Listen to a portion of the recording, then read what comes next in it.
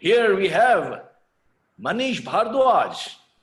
Manish Bhardwaj would be talking about communication skills, and I would like to welcome Manish. Hi, Manish, how are you? Very well, Amitabh. Thank you for inviting me.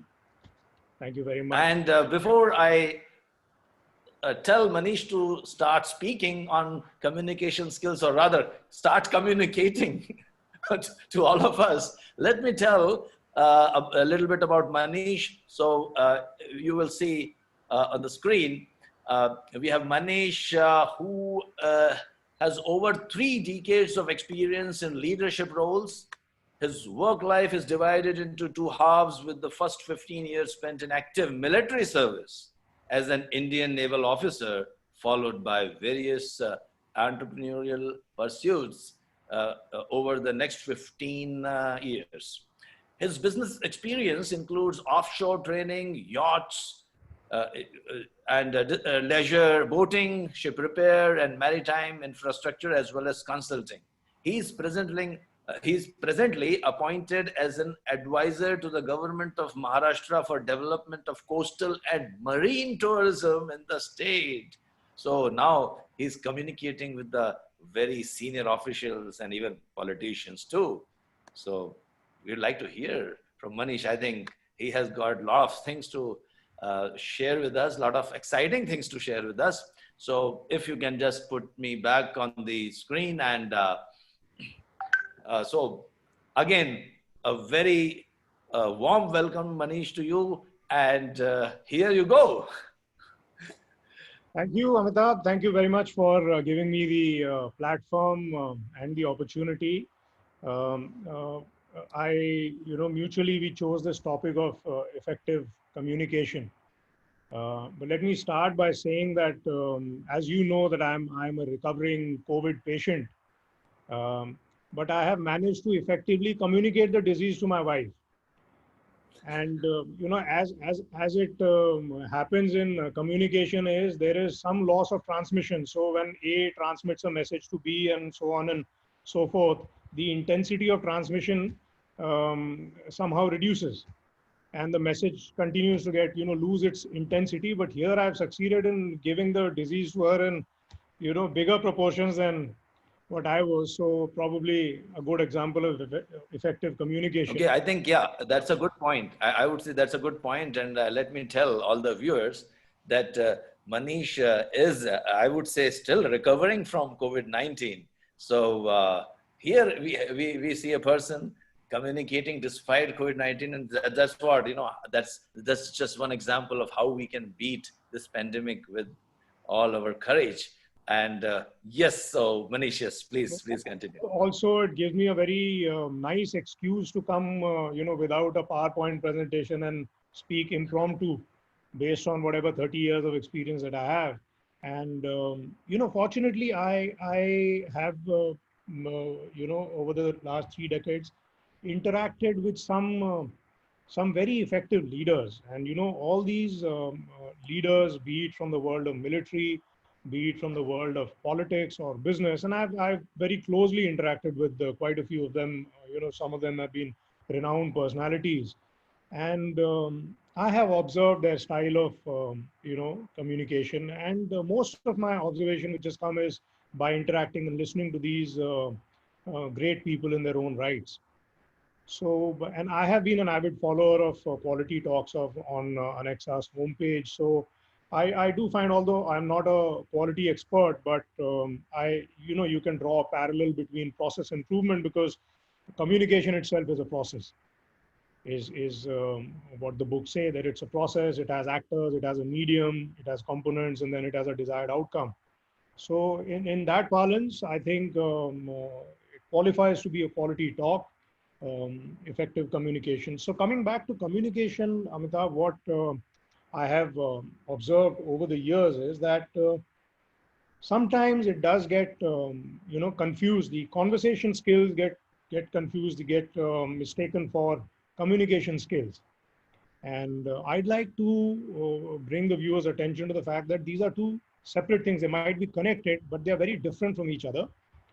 Conversation skills per se, may bring out presence of mind and so on and so forth. So many qualities about the speaker, but a conversation can go anywhere. You can have great conversational skills, but conversation may go anywhere, may not have a direction, may not have a structure. And you may just end up having a deriving a lot of value out of a good conversation. But unlike that, what happens in effective communication is that there is a desired outcome. So if you allow me to put a little bit of 2 bits of physics in this, then I would term effective communication as a vector quantity which has a definite direction as well as value.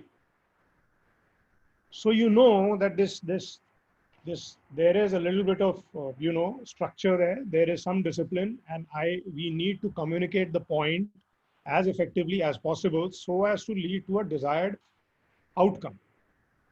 So which brings us to the most important part of communication is that before we start communicating, it is very essential, very important to establish the desired outcome so Right. that the communication is not reduced to a mere conversation. Yeah. Yeah, that brings, like, sometimes some communications are directionless. Okay, so unless you establish the direction and establish the objective, that's not going to really That's go exactly forward. what happens to your inbox when you just randomly pick up most of your emails and put them in the spam folder. So spam doesn't happen only on email. Spam happens a lot in our daily lives. In fact, I could be a very effective communicator at work because there are people who are paid to listen to me. But then I might not be that. I might be a spam folder as far as my teenage son is concerned. So yeah, that's a good analogy. Spam Most of what folder. I speak.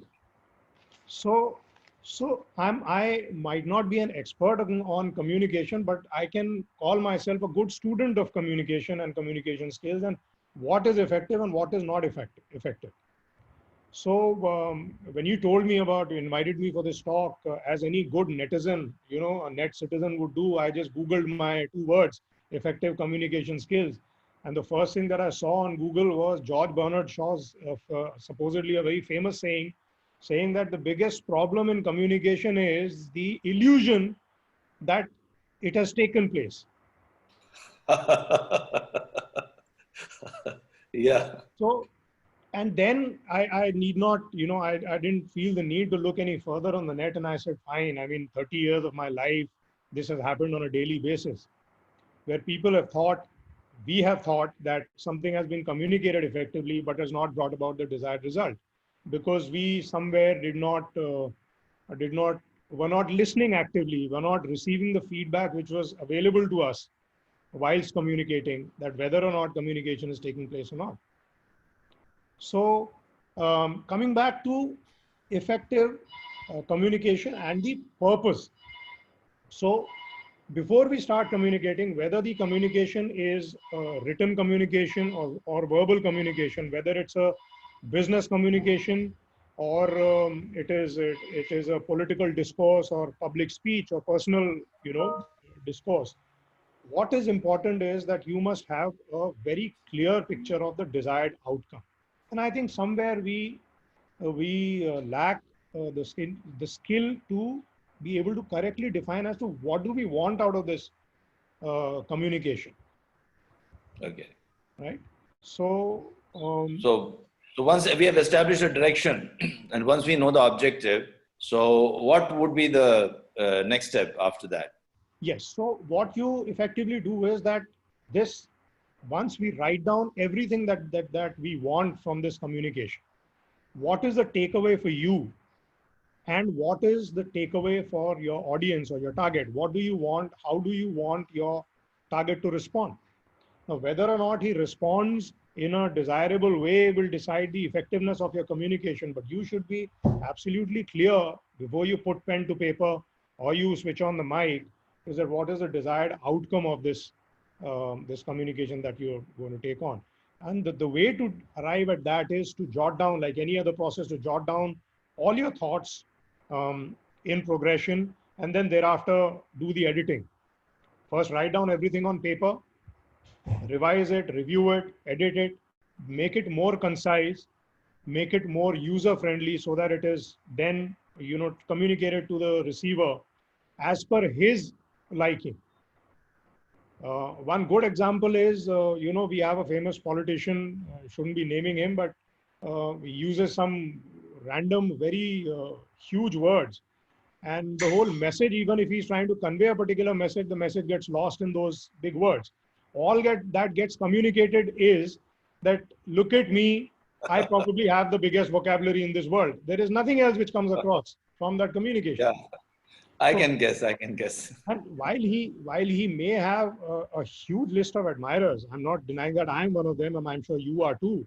But you look to him only when you are looking for to have some fun with your vocabulary, right? So more of entertainment value. But how effective is he as a communicator? I'm sure when he seriously wants to communicate, I'm sure he must be keeping his horses under control and keeping his vocabulary also under check. Yeah.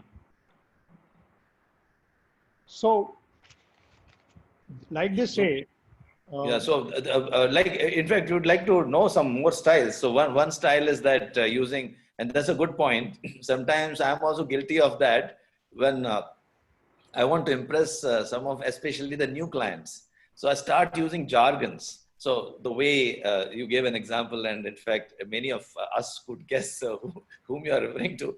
But in my case, people like me, and also a lot of the so-called green belts and black belts and the project managers, because I want to impress others, I would just use, I will throw up word like do an FMEA, do a, control charts, a standard deviation.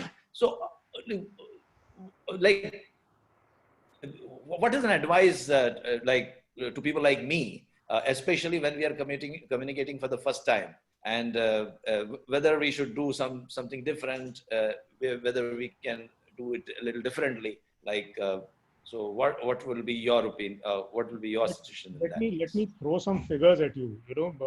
I'm guilty of googling effective communication, like I said. So All of us are guilty of yeah. googling. So one interesting figure, some statistic that I came across was that effective communication is only 7% of words. 7%. So he's talking about speech per se. Let's put written communication aside for a while. So effective verbal communication, words is only 7%. I don't know how they got this 7% magic figure from, but let's take it as at face value. So it's a very minor part of effective communication is the words you choose to speak. Um, and then another magic figure of 38% comes in your voice quality, the tone and the volume.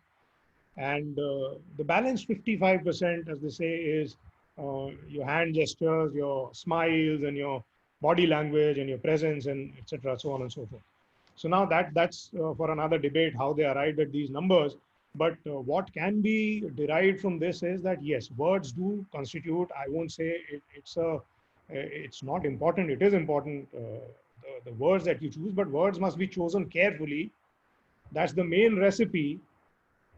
But speaking of recipes, you look at any, I'm sure we have so many TV programs and somebody is trying to teach you how to cook. Just look at the main ingredient, the quantity of that main ingredient vis-a-vis the quantity of all that he puts.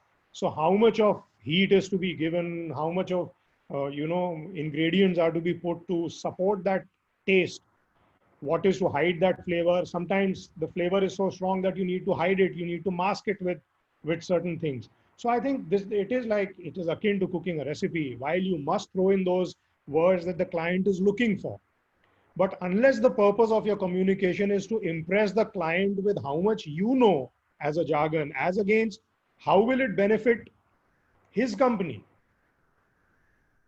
Oh, yes, yes. So communication is about the other person, period. It's about your audience. Otherwise, the Yeah. message will get lost. In fact, I would tell you that in the early stages of my career, I used to, when I used to make presentations to the clients, especially to win some deals, I made this mistake, and I would start telling about, like, because I thought this, I would impress this client by showing my some ANOVAs and chi-square statistics, etc. and he would look at me because he has never heard of these terms and techniques, and he would say that this is not for me. He would immediately tell, well, sorry, I think I'm not ready for this.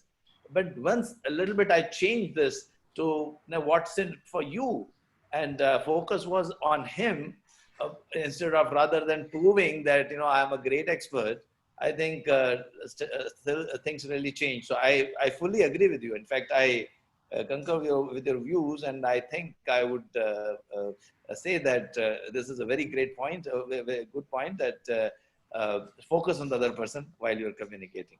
So, okay, many times I find, and also one of the person here, Rajesh, is asking that when we are communicating, uh, many times we are not able to get across the information which we were trying to communicate to the other person. Sometimes I mean something, but the other person understands something else. So what can we do in such situations? Like anything which you do differently for this in this case? Well, yeah, again, according to Google, these are called barriers to communication, barriers to effective communication. And there could be so many barriers. The barriers could be from your side, the barriers could be from the audience's side, or the barriers could be in the medium. The barrier could be a context which has not been understood properly. The barrier could be the content which has not been prepared in a format that is acceptable to your audience, which comes back to the point that you have probably not studied your audience beforehand. So it's very little portion is of what you say, and a very large portion of how you feel about what you're going to say and how you feel about what you're speaking will decide the effectiveness of that transmission or that communication. So if you're thinking from that other person's point of view, and you're doing justice to the other person, because ultimately he's the one who's going to give you a business or his worth of time, then it has to be about that person, and you need to know that organization or that person inside out before you start putting pen to paper and deciding your words. So for example, if you are talking to a company where English is not a primary language, but still they've chosen the medium of education as English because they're getting there, because they want to be established on an international level, of which I'm sure you have plenty of experience working in primarily non-English speaking countries. They're trying to communicate, and how good your vocabulary is, again coming back to that point, will not be effective. You have to think from that other person's point of view. And you have to then, in that case, make the medium much more conducive. So when there is a big gap between you and the audience because of cultural background, because of some preset notions, they could be prejudiced. They could be prejudiced against some company from a particular country, or somebody who doesn't speak their language. I mean, these barriers exist. These are cultural barriers, the barriers of background. There could be a preset notion that how can he teach me? You faced it, I'm sure. I've read your book. In Anexa story, you talk about a person you met on the flight, where he had already decided that an Indian cannot teach Europeans about quality and Lean Six Sigma because of the language barrier. That was a preset notion, and you managed to surprise him. Because probably you took it upon as a challenge, but I'm sure you would not have succeeded until and unless you put the language barrier aside and focused on the content and the quality of delivery. Yeah. And in fact, thanks for referring to the book. I now remember the chapter, and I've even later stages when I went, that was the company in Exile I'm referring to. And when I went there, I started conducting training sessions. Yes, the content was what they were looking at, and a little bit of fine tuning in terms of speech and vocabulary and the pronunciation. All these things were taken care of at later stage, as I mentioned in the book. But as you rightly said, the content is what people are interested in, and what you can give it to me or what you can deliver is what the people are interested in. And if you are doing that, I think you're you become an effective communicator.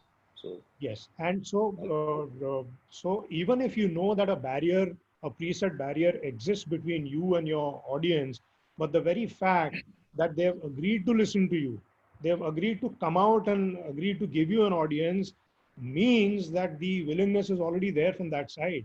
Like one particular example could be that if you're a political leader, you're going for a campaign to an area or a locality or a constituency where you know that you are in, you're not liked, or the previous election results have indicated that you're not a much liked, political party or a community, so on and so forth. So you already know that a barrier exists, but the fact also remains that you have been invited to speak despite this preset barrier, which you must treat as a plus, and it must encourage you to speak in such a way. And in this case, you're forming an engagement with the audience, although it's a challenge, but it's a very what you call a very sweet challenge, because once you overcome that, thereafter there is no further barrier to communication, because you manage to disarm your audience. He's already taken the first step by agreeing to listen to you, and you have managed to bring the audience to your frequency by disarming him, by saying something which has caught his attention, and thereafter he's more receptive. We can use these techniques to our hostile teenage children, to a hostile constituency, to a prejudiced client or a prospective client. We can use these techniques. And there are various ways of working on these individual segments, on the choice of words you speak, on how to bring out your body language. Although I'm not a big fan of how to work on your body language, it is more about unlearning that learning. You know, body language. yeah, I have tried my best. I have tried my best to master the body language, and I have given up. And I've realized that, if you don't think about the body language, it's much better. I would have come to body language probably a little later in this discussion, but then good you brought it up now, because see, body language is something which I have observed is something that we are born with. You see, it's only when we try to mask that natural body language with some, half-baked things that are being taught to us, and so that then this again is an example of ineffective communication. That somebody tries to teach you how to speak effectively, and you try to learn that in a very garbled manner. What he's trying to just tell you is polish what is naturally inherent to you. You see, a 6-month-old child, when he's got a headache or something, or when he's hungry, he cries with all his body, with all his might. And there is no doubt left in the minds of those watching that he's crying and he's either hungry or he's in some sort of trouble. He doesn't laugh, and when he's happy, he smiles. And he throws his hands. And look at your dog. Nobody teaches him. I'm not talking about dogs who can do namaste and roll over and, take a bullet. No, that is not entertaining communication that we're talking about. But dogs are natural communicators. When he's happy, you know that he's happy. And he conveys it with his entire body. Nobody needs to teach him that, whether it's a 2-day-old puppy or a 6-year-old dog. So all of us who have pets at home, we must learn body language from them. There is no barrier. There is no internal conflict between how he feels and what he conveys. What happens with us is that we get into a meeting, we are trying to portray ourselves as a very enthusiastic speaker, but 5 minutes back, your secretary has called to tell you that some check has bounced. And now you are supposed to go and do that role play. Our inability to separate the two, our inability to recall that emotion which will help you deliver that lecture better, we've lost it. And we've created a conflict within ourselves. And there are various techniques to eliminate this. Most of our viewers are already aware of this, whether it is mindfulness meditation, whether it's, when you don't have time to go for a run or meditate, you can just switch on your favorite song, which puts you back in the right frame of mind. It takes 30 seconds. Or you keep these little clippings, I have these screenshots saved on my phone. So when you've given up on trying to master the body language or master the words, the least you can do, and it is still more effective than by hearting some script or learning some artificial body language is to get in the right zone. That's what I call it, being in the right mental zone, mental frame of mind. And a simple song or a simple screenshot of a message from somebody you admire can put you in that frame. It just takes a few seconds. And thereafter, words, body language, it's already there in your subconscious memory. We just block it. Okay. Most of us And block it. okay. Do these principles differ when you're maybe communicating maybe officially, or when you're communicating with your friends, or when you're communicating I'll at give you home? I'll give you a very good example. Now, when you're talking officially, so as I understand is that when you're speaking officially, obviously there are constraints to how much of body movement you can do. Sometimes you might have to speak from behind a podium, in which case, you are addressing an auditorium full of 1,000 people, but you're standing behind a podium. How do you get your message across without using your body? So if communication is 55%, as they say, about body language, that means hand gestures, eyes. In an auditorium, probably they are not able to see your eyes. They are not able to see your body movement because you're bound behind a podium. But trust me, and you know it better than anybody else, that even from behind the podium, if you're feeling what you're speaking, if there is no conflict between how you're feeling inside, then the person sitting at the farthest corner from the podium, from the dais, will be able to feel that vibration from you.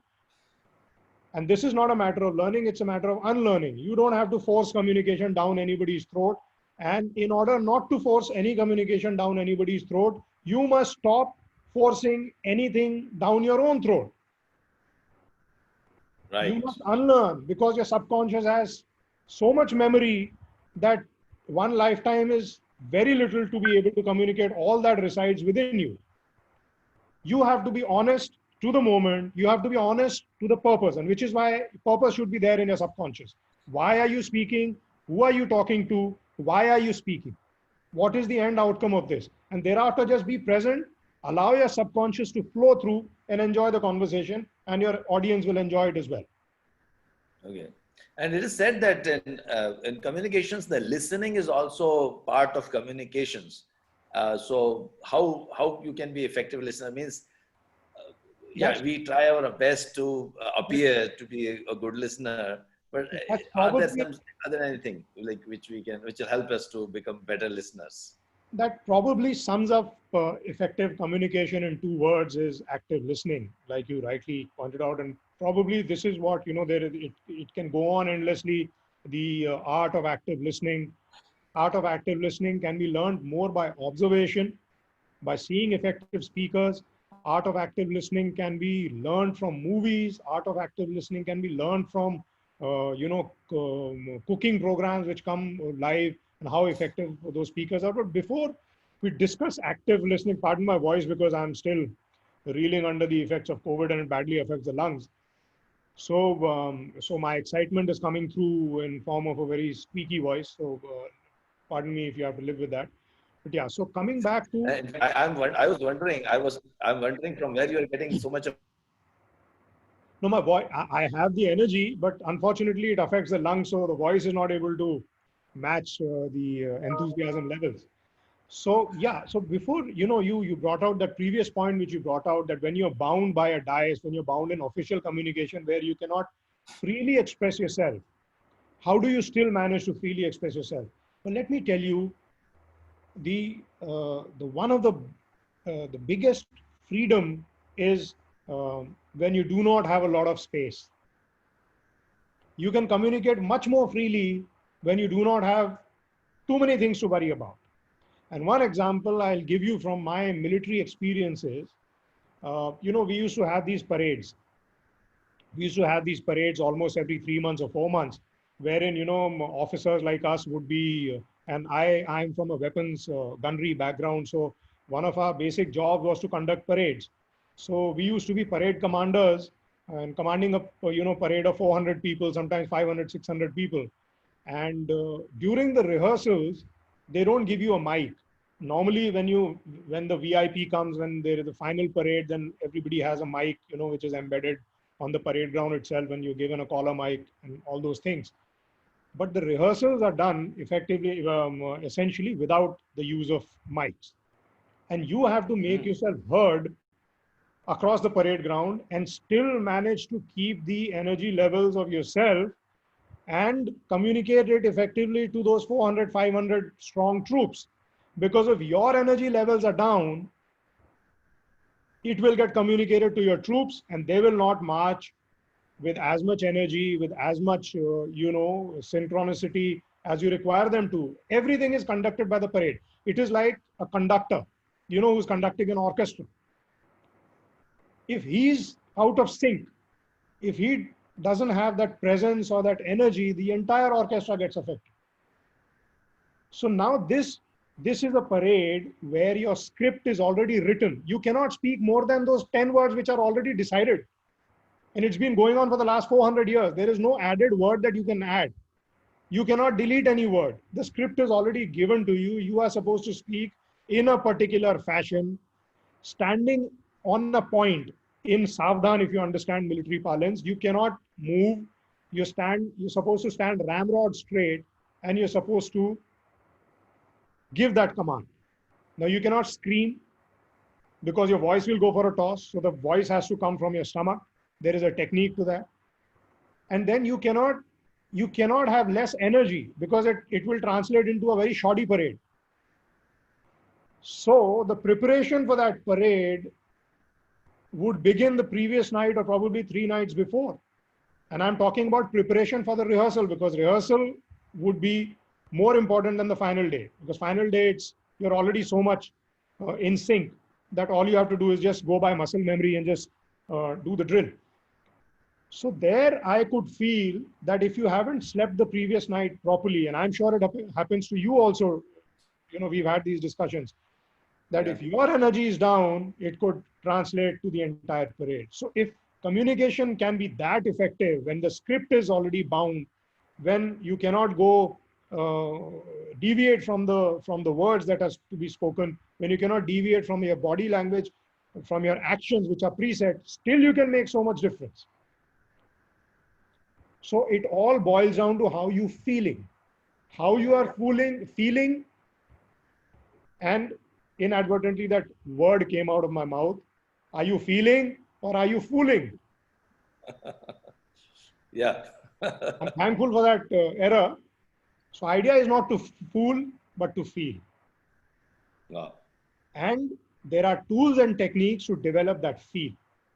Most of us put all our effort in learning the script by heart.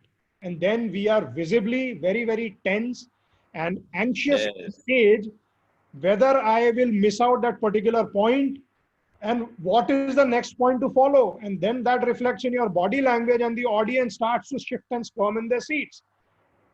But you are too busy trying to recall the script. You are too busy trying to recall the script to notice the bored audience, which is getting uncomfortable. You are not communicating. In other words, you're not feeling. Mm-hmm. It doesn't matter if one word goes here or there. It really doesn't matter. Today, this lecture, I wasn't sure how I was going to speak and what I was going to speak. So I just let it be. And I requested you before the lecture and I said, let it be an interactive session. Yeah. Because it's a very generic topic. It's not a very complex topic. Yeah. And trust me, when you are in front of a live audience or even in a webinar now, you can get a very positive feedback from your listeners, even when they're not speaking. I'm thankful to you for participating in this conversation. But even when the audience is not participating, their eyes will speak to you. Provided, are you listening? Are you listening actively? Right. Which brings us to the most important part of effective communication, which you brought out 5 minutes ago, and that is active listening. So once you established your feel that what is the soul, what is the soul of this session, what is the purpose, and soul includes purpose, desired outcome, you establishing, a direct connect. If you have the feel, the most important part about active listening is, once you've developed the feel, that is to maintain that feel and grow that feel during the conversation, because you're getting feedback from the audience. Positive feedback will contribute to the feel will grow, so will the feedback, and at the end, the conversation or the communication will go to its peak and go to its actual desired outcome. And it is not you alone who will take that communication to the desired outcome. It is your audience which is participating, provided you are actively listening. Which is why they say that even if your script is here or there, remember, I mean, that's what Google says, that it's only 7% of your effective communication. So if it is only 7%, if 7% becomes 6, it doesn't matter. If your subconscious is alive, if your feel is there, that word will come to you sooner or later. Audience will give you the opportunity to recall each and every word that exists in your subconscious. Idea is to develop that feel, participate in active listening, establish a very clear and enjoyable connection with your audience. Without connection, it's not possible. Whether you're speaking to your teenage son or daughter, or whether you're addressing the UN or at a convention, an audience is your best judge. And once you learn to play with the audience and you allow the audience to play with you, even when they are not speaking, however formal the communication might be, but hello. Yeah. We can hear you. We can hear you. Yeah. So pretty much it's about these 2-3 factors which I mentioned. And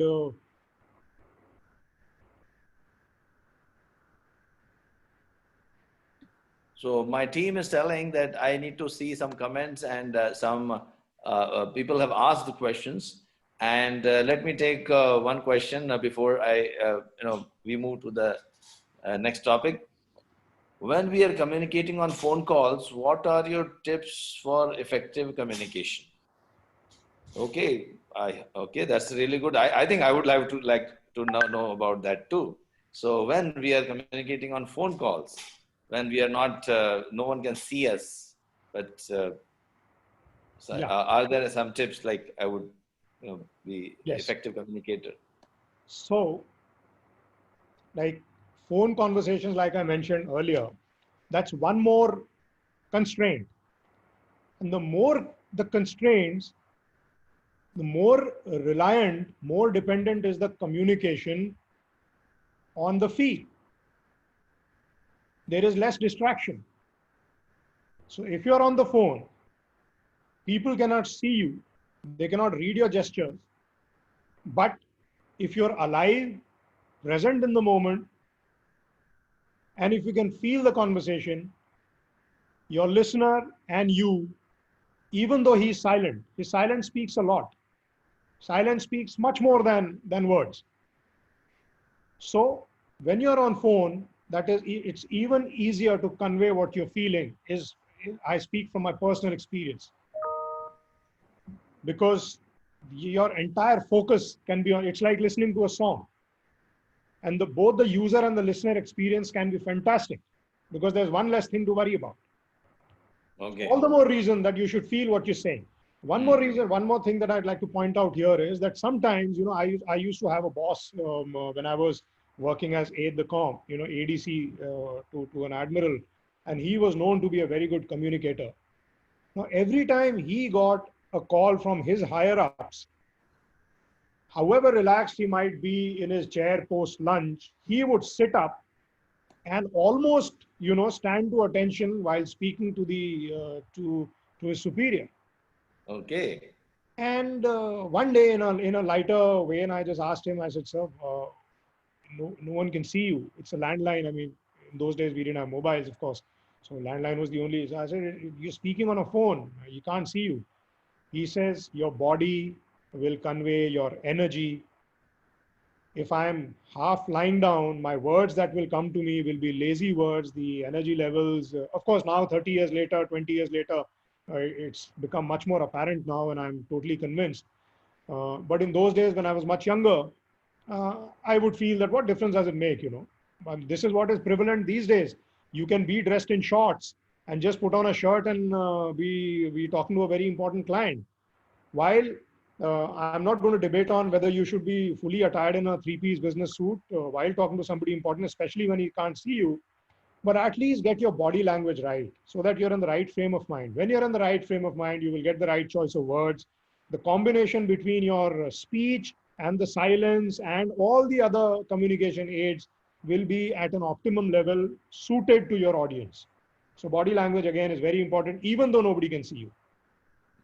That's really interesting. That's very interesting. So body and the feeling. So on phone, when you are on phone, the feeling, and your body language still matters.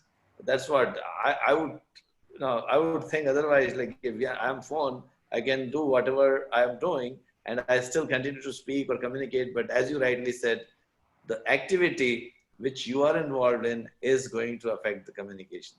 So I'll corroborate my argument with a simple example. Supposing it's a very important client, calling you from Germany, and say it's a voice call. It's not a video call.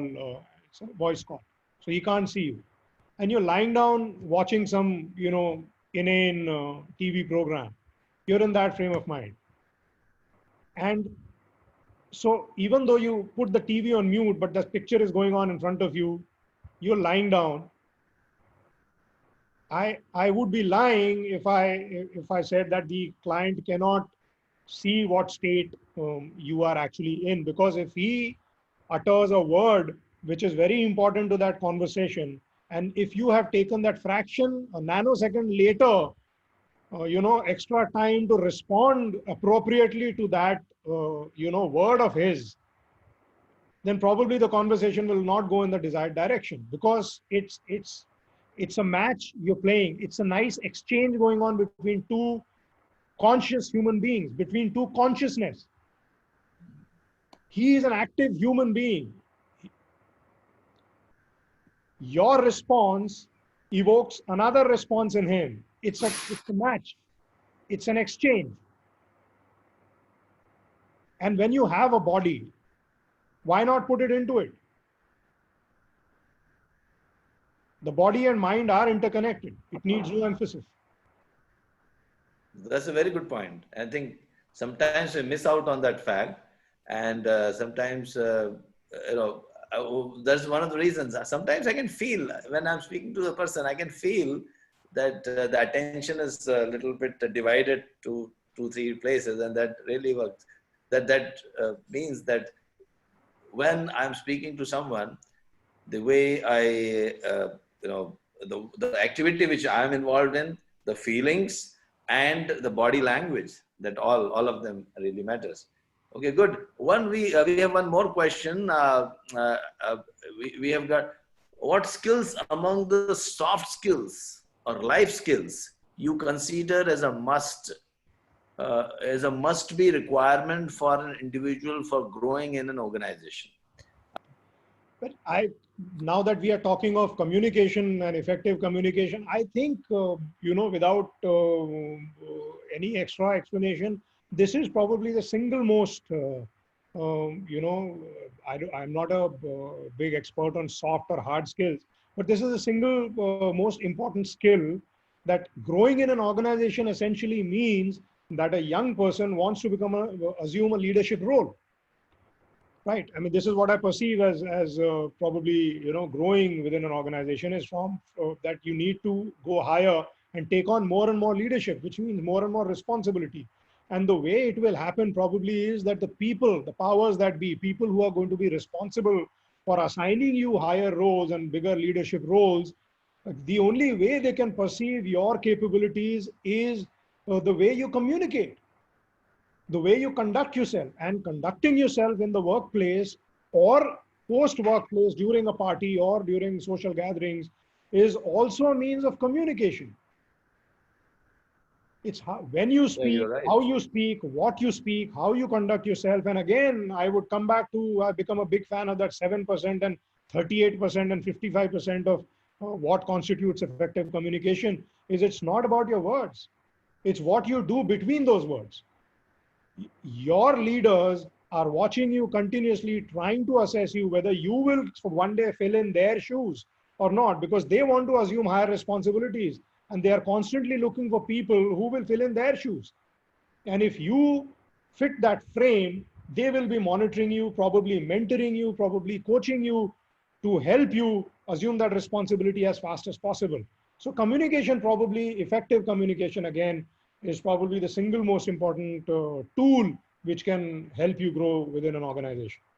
Okay.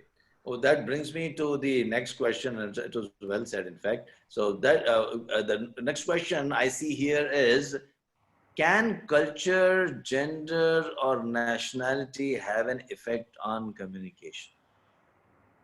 Yes, indeed. Culture, gender, nationality. When you look at it positively, let's get the negative part aside first.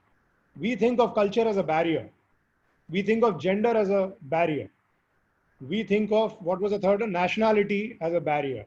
But imagine, like I said, if you just have the potential energy, allow me to throw in a little bit of physics once again, little bit of potential energy you have to overcome this particular small barrier, which you think is, could be a barrier. It's not a barrier, could be a barrier. Then you can catapult yourself. You can actually gain that momentum to throw yourself into a faster league. Imagine communicating, trying to communicate effectively to a person who does not speak your language. You have taken the effort to probably pick up a few keywords in his or her language. You've taken that effort. So there it Yeah. ceases to be a barrier. It actually becomes a huge, in fact, it becomes a mix. Imagine you're on a business meeting, you go to a country where English is not spoken that frequently. So you've taken the effort to learn his language. That probably paves the way for you to, after the work meet, probably go meet over a cup of coffee or a drink, because you've connected on a personal level, because you've shown that, you took some effort.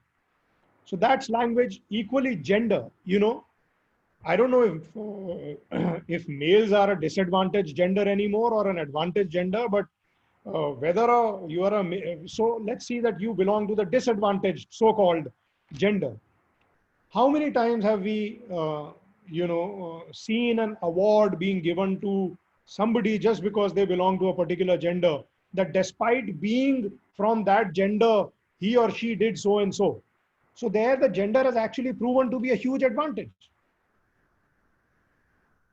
So I think that answers your question, that it's actually a huge mix, because it brings in that diversity, it brings in that interesting mix of a different perspective. So it should be treated as an advantage. And that's a very, very good point. Because most of the time I see people have those excuses. Well, I can't communicate because maybe I'm speaking to some different nationalities, and maybe these are the barriers. In fact, it's a very, very, I think it's a very good point that you can treat these not as barriers, but as advantages. And as long as you have the feelings, you have got the content, you have got the objectives clear, I think you'll be very effective. When I was running a marine business, a yachts business, I used to travel frequently to non-English speaking parts of Europe, be it France or be it Italy, where people reluctantly speak English because they have to speak to an Indian. And, so English is the language of convenience. So their accent, that accented English, because they are limited by words, can actually create a much better platform for communication, rather than being burdened with, how am I coming across? Am I using the right words? Is there a script to what I'm going to speak? Because you rely much more on feel and mutual connection than you would rely on language. So actually your sense of humor, your body language, your little anecdotes, the way you speak, much more effective when language is not a constraint. When it is understood that it's all right if you don't know Oxford or Queen's English. Communication can still take place, and in more often than not, even better. Also, you referred to anecdotes. So I would like to know, and I have seen and I have even attended one training or I would say a workshop where they said that if you use stories or anecdotes, you can effectively communicate. So how true is that, or what is your take on it? Again, I would say, Amitabh, it boils down to your subconscious and developing that feel and being in the right frame of mind. Now, imagine trying to mug up a story which has actually happened to you, trying to put it down in words, and then trying to learn it by heart. I mean, you just adding to the labors and the discomfort, which will ultimately show on your face and in your body language. It doesn't matter whether you remember that story verbatim or not. But if you're enjoying that conversation, that story will come to you. If you're Yeah, relaxed, if you're yeah, relaxed, it enjoying happened to that me. exchange, story will come to you. Don't worry about it. It happened to me actually. See, after writing the book, The NXS Story, I was asked to make a presentation related to that, the book. Now, rather than speaking from heart, now I tried to replicate the sentences because they, which were there in the book, and I thought, you know, the really nice sentences, and I would like to communicate exactly the same thing what I have written. And in order to recall those sentences, I could see that I was not at all effectively communicating. After some time, after 5 minutes or so, where I put all my efforts to recall those sentences and the great, say, punchlines, I just dumped everything. I said, like, started speaking naturally. And I could see when I watched that video, I can very easily see that, you know, the later part of the video was much better. So I fully agree with you. The story you Homework are is using, important. you should not try to learn by heart. Just speak. If even if you are using story or anecdote, just speak Homework, an homework, example. Yeah. homework is important. I'm not denying that. But excessive homework will eat into your actual communication. You should focus Yep. on feel. Be in the right frame of mind. Listen to that song. Enjoy with that audience. Mm. He's not come to listen to all the stories that you have to tell. He's come to enjoy or learn something for that effective takeaway. And you are responsible for your audience, him or her rather, your audience, to be able to effectively convey what you came to convey, so that he goes back richer than what he came into, the auditorium or that venue for. Okay, I also remember that you had some interests in theater as well. And would you like to suggest something which people in theater they use to suppose maybe I don't know people like us, like we have got a lot of black bills, green bills, and not only people, we have got a lot audience from who are not with like who are not students of an NXS too. I mean, So theater, many times we have to make speech. We have to make speeches, right? When we want to communicate through a speech or a formal presentation. So, is there any preparation before that presentation or that speech, which we can use it to enhance our presentation or the speech? So, are there some tips or some exercises or something like that which but you might yes, like to tell? theater, there's something that they teach you in theater, especially to the beginners. What they make you do is, they just give you a situation, and say there are 3, 4, 5 participants. They give you a situation. Say there is a marriage going on, a Hindu marriage, and there is a problem of dowry, a very relatable situation for most of us, because we've seen it repeatedly in movies and so on and so forth. So they'll give you 3, 4 characters. They'll say that this is the situation, that this is the would-be mother-in-law, this is the father-in-law. This guy has asked for dowry. Obviously, the guy is not happy with his own father. The girl is unhappy, and there is a and then they leave you to your imagination to build from that story. And what they do is that instead of giving you a script, they give you masks. and not proper masks. They give you newspaper masks so that they completely hide your facial expressions. And now you have to use that space, and you have to use whatever means of communication available. And you can't make sounds. It's only your hands and legs and use of space that you have to convey to the audience what the hell is going on. It's like playing dumb charades, but in a group. So that is a very effective tool. And what I have observed during these exercises is that it is remarkably easy for people to communicate when they do not have a script, when they have the freedom to express themselves without worrying about language, without worrying about the sounds that they make, without worrying about whether or not, they are coming across as good actors or bad actors because your faces are covered with newspaper. They communicate very effectively.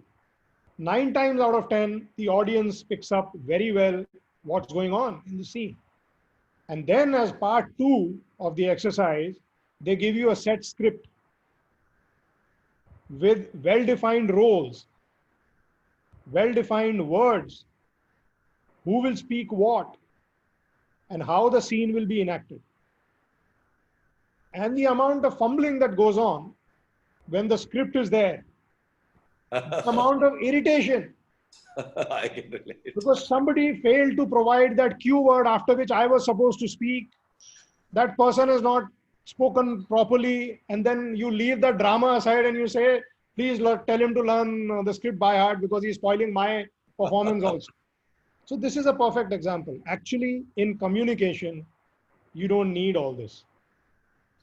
I'm not saying script is, when they're making cinemas or when they're actually enacting a theater, they actually have a script. But why is there a script? So that you learn it so many times that it ceases to be a script. After the first 100, 200, 300 times, it ceases to be a script, and you've read it so many times that you start unearthing the layers which are hidden in the script. These scripts are written by experts. There are layers and layers of feel which is hidden in those words. And finally, which will communicate the message coming out from that script effectively is your feel, the acting, which we call acting. If there is no feel, there is no acting. And it is largely applicable to whether it's you're giving a public discourse or you're having an interactive, teaching session with a limited audience. It is a performance, and it is all about feel, except that you have an advantage of not having a set script. And the less number of constraints you have, it's better for that feel and the soul of the communication. Wow, that's really, really good point. And I would say a lot of people would learn from this. And I think I personally had a lot of misconceptions about communications and about the way we speak. And many times I had learned the lessons the hard way, but sometimes it's better that someone reiterates those things again, because at times you forget whatever you have learned through your experience, unless someone else says the same thing. And I would say that you have told lots of stuff today, lots of things today, to not only to me, but also the people who are watching, and also to the people who would be watching. As happens with the webinars, the audience are forever, means even after 6 months, 1 year, 2 years, people will watch this, and they will learn from this whole, the talk, the quality talks. And I would say you have a really, the title of our session, Quality Talk, was really, Hindi mein kehte hain na, charitarth kar diya aapne. So it has really, you have fitted well. We call it, in those who are black belts, they will understand the specification limits and control limits. I would say the control limits are well within the specification limits. So it was a very high quality talk. And I would say that first of all, I've learned a lot. And I can assure you that a lot of people who are watching this program have also learned a lot. But would you like to say something as a parting words, anything else, and some icing on the cake or something, some extra tips, what, before we wind up this talk, would you like to add something else uh, to our audience? Well,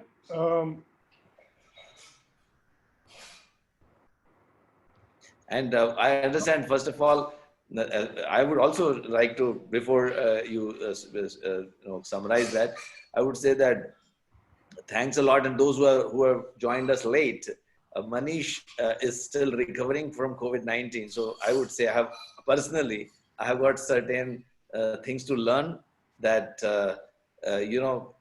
even you have some difficulties or face problems, still you can gather energy. In fact, I told him, why don't you postpone it? We can do it later also. But he said, no, I'm going to do that.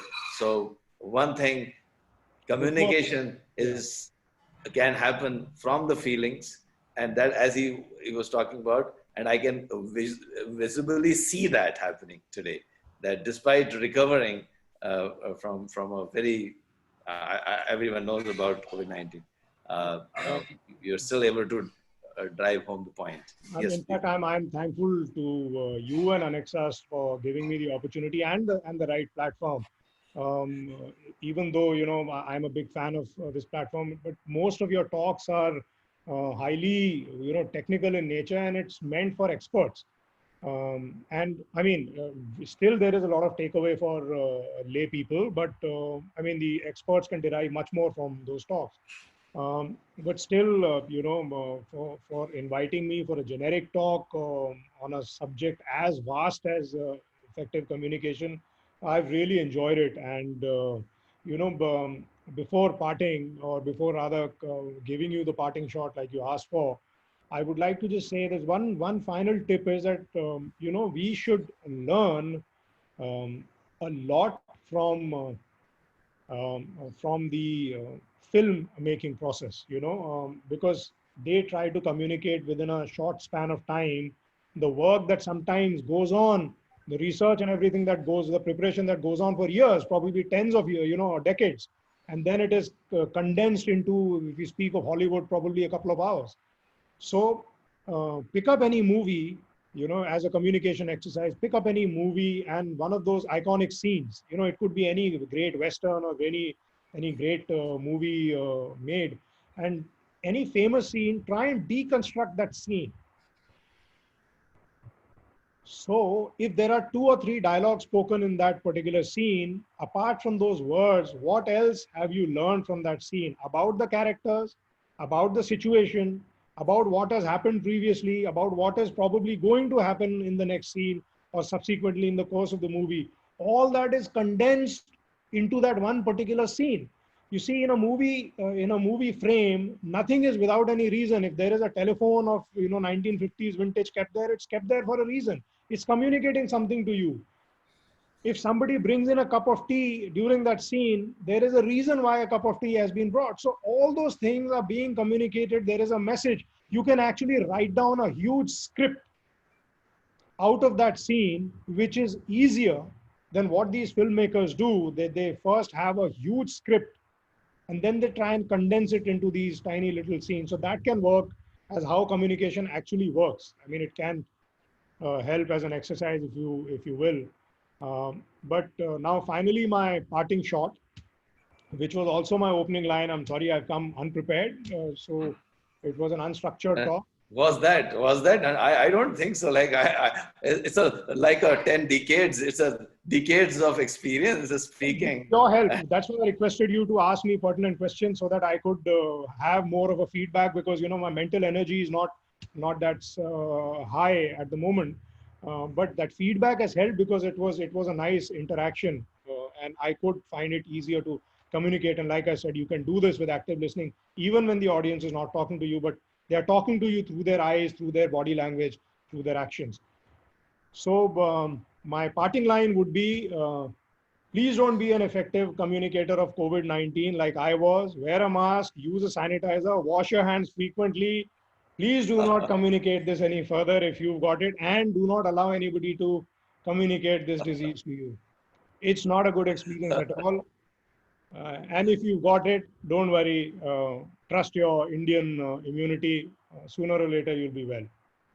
Okay, wow, that was a great message, and thanks a lot, Manish. And I really personally enjoyed it. I spoke to you after a long time, especially formally and otherwise also.